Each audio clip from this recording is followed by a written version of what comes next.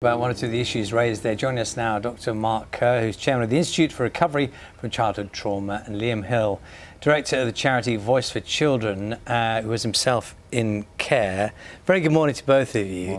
Liam, people may have seen you in the film that we broadcast yesterday. So it's very personal for you, this, isn't it? Because you spend a lot of time in many different elements of care. Just what's the brief outline of what happened to you? So, brief outline, so at the age of 5 I was put on a full care order, and over my time up until 21 I was placed in 64 different placements. 64? 64, yeah.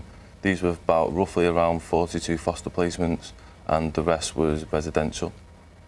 Well, I mean, I'm curious, given your own experience, and now you speak on behalf of those caught up in this, what progress, if any, has been made, and where do the problems lie now? Because we're saying, this report is saying very clearly, there is a real problem right now. The problem for me is around the timescales of children and young people and how early they're actually getting the help that they needed. So as mentioned before, I had 42 foster homes, and that was a lot of the time because foster carers are not trained in terms of trauma and behaviour of children and young people. So residential settings tend to be the place that can offer therapeutic settings, counsellors, sometimes psychiatrists to help in terms of the trauma and the effects of that on the young person's brain. I do independent inspections to kids' homes, and the care for kids is changing. So there is more around. Homes are a lot smaller now, they're less institutionalised.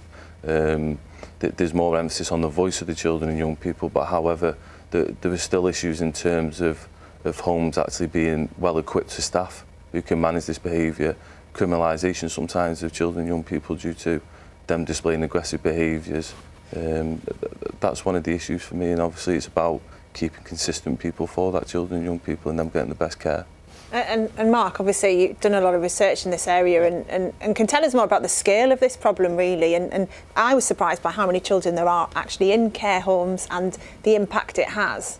Well, now we're down to the number of children in care homes has actually gone down significantly. Historically, the residential homes in England, therapeutic, were viewed around the world as leading. But that's eroded over the years as politically they've been out of favour in terms of institutions moving away into care in the community.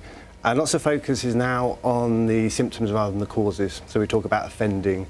For example, we already know the link between trauma and mental health problems and offending.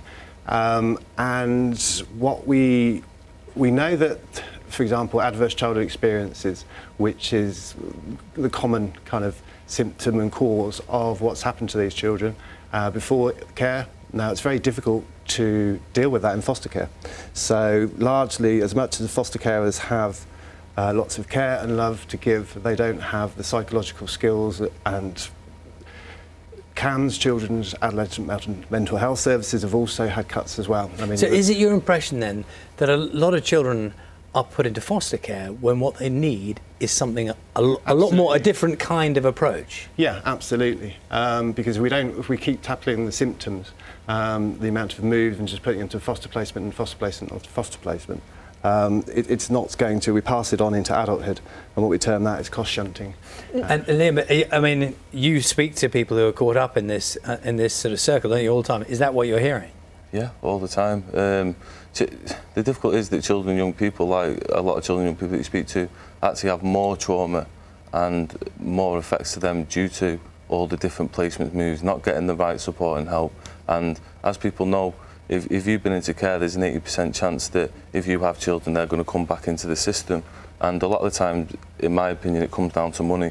So a therapeutic residential setting can cost 80,000 plus a year. I'm just curious, Ian, because people are very moving, the stories. In Jane's piece, that letter left for her, was there a moment, and we haven't got much time, I'm sorry, but was there a moment for you when something changed? Was there a moment that changed things for you significantly?